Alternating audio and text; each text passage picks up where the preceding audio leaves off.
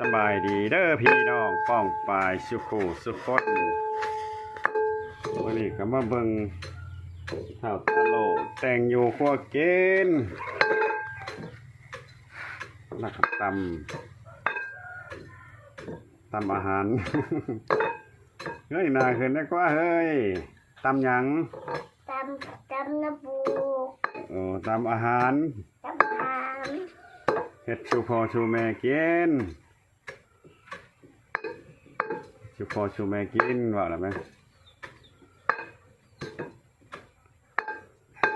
ตะโลแล้วก็มีกิจกรรม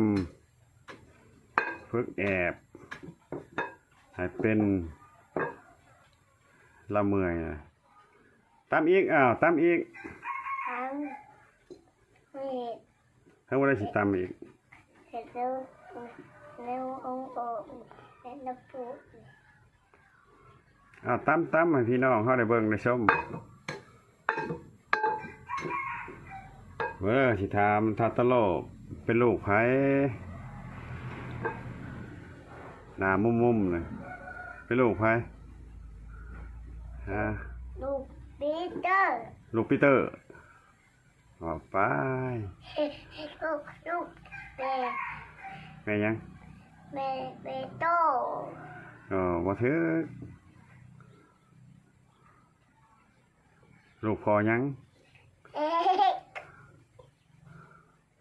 ก็จะดตามชาชันบ่บอกก็บ่บอกคิดลับเก็บเป็นความลับว่าซั่นซะเนาะ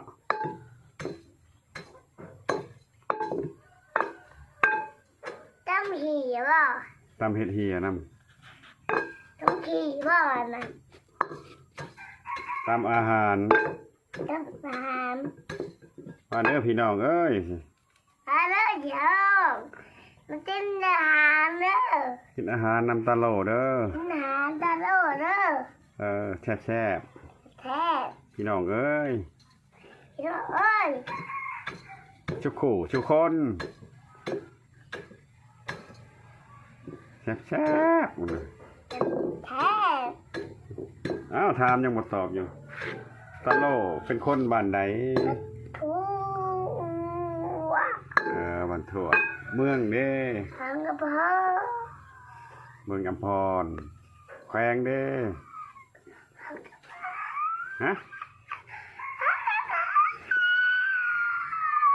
แขวงอวรรณเขตจำพรเมืองจำพรที่ถามอีกประเทศใด